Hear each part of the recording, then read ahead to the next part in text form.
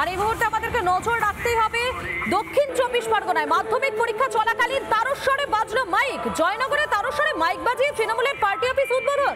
শুনুন একবার।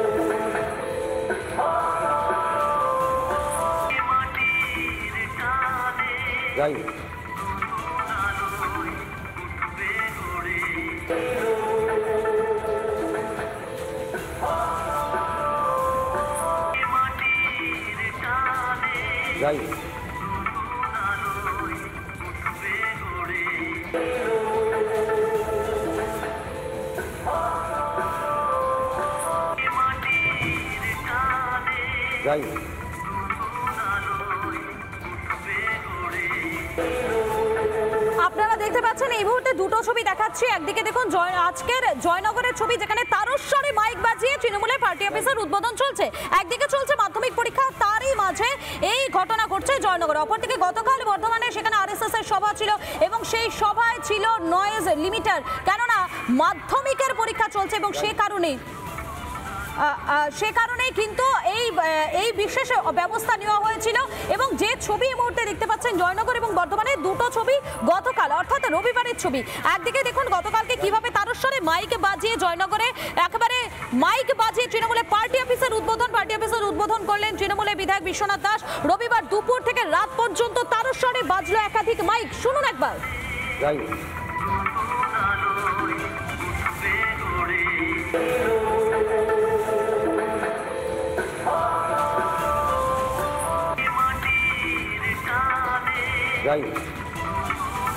আপনারা শুনলেন কিভাবে তারস্বরে মাইক বাজানো হয়েছে, সেই মুহূর্তের আপনাদের শোনালাম সেই মুহূর্ত। এবং এই বিষয়ে অধ্যক্ষরা কি বলছেন শোনাবো, এবং এর পাশাপাশি রাজনৈতিক মহলের কি বক্তব্য শুনুন। সেই পরীক্ষা হল আছে, যে পরীক্ষা হলে ছাত্রছাত্রীরা পরীক্ষা দেয় এবং আজকে তারা বাড়িতে প্রিপারেশান নেয় পরীক্ষার সময়। শাসক দল বলে তাদের কাছে তাদের কি 7 খুন মাপ, পুলিশ তাদের বিরুদ্ধে কোনো ব্যবস্থা নেবে না। বিরোধী দল যদি এই কাজ করত তাহলে পুলিশ তাদের বাধা দিত। বিধায়ক নিজে শিক্ষক হয়ে এই কাজটা কী করে করতে পারলেন তা কিন্তু আমাদের বিস্মিত করেছে। আমরা বিধায়ক বিশ্বনাথ দাসের এই কাজের তীব্র নিন্দা করছি এবং অবিলম্বে পুলিশ যাতে তার বিরুদ্ধে ব্যবস্থা নেয় তার দাবি করছি। সেখানকার মধ্যমণিকে শিক্ষক বিধায়ক, জয়নগরের বিধায়ক, তিনি পেশায় শিক্ষক, তার উপস্থিতি এই পরিস্থিতি।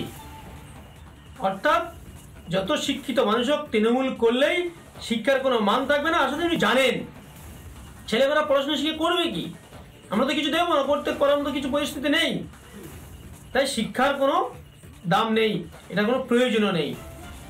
ধিক্কার জানাই মানসিকতাকে, এরও শিক্ষিত মানুষদেরকে আমরা ধিক্কার জানাই। আর সাধারণ মানুষ এভাবে জবাব দেবে সেই অপেক্ষায় আমরা আছি। সাধারণ মানুষ সময়ের সাথে সাথে থেকে বুঝিয়ে দেবে আগামী দিনে কি করা উচিত আর কি ব্যবস্থা নেওয়া উচিত। যে শাসক দলের এমএলএর উপস্থিতিতে তারস্বরে মাইক বাজছে এবং শাসক দলের পার্টি অফিস উদ্বোধন হচ্ছে, ভাবা যায়? স্থানীয় এমএলএ এখানকার, তিনি নাকি একজন মাস্টার মশাই। কি বলবেন সাধারণ ছাত্রছাত্রী? পুরো সরকারটাই এবং শাসক দলটাই পুরো যাচ্ছাতা অবস্থা।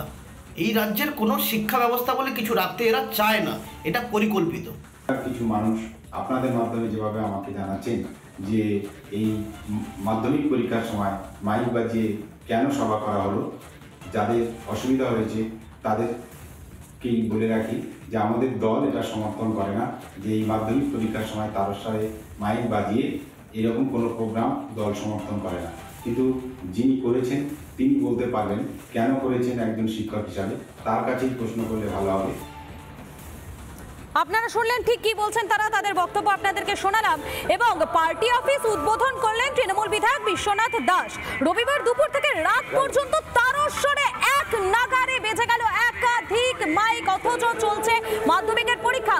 এবং অপরদিকে বর্ধমানে গতকালকে আরএসএস এর প্রোগ্রাম ছিল দিনে রবিবার জয়নগরের ছবিটা একবার দেখুন আর অপরদিকে বর্ধমানের ছবিটা দেখুন। সেখানে ছিল নয়েজ লিমিটার, কেননা মাধ্যমিক পরীক্ষা চলছে, মাধ্যমিক পরীক্ষার্থীদের যাতে কোনো সমস্যা না হয় সে কারণেই কিন্তু এই ব্যবস্থা।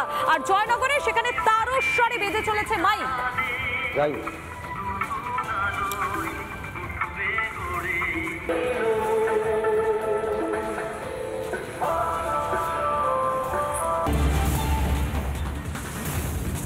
আর নজর রাখবো এই মুহূর্তে আমরা বীরভূমের বোলপুরে থেকে, সেখানে তৃণমূল নেতার বাড়ি লক্ষ্য করে বোমাবাজির অভিযোগ। শেখ মনোয়ার হোসেনের বাড়িতে বোমাবাজি, গ্যারেজের সামনে বোমাবাজির অভিযোগ। কঙ্কালীতলা পঞ্চায়েতের তৃণমূল কনভেনার শেখ এবং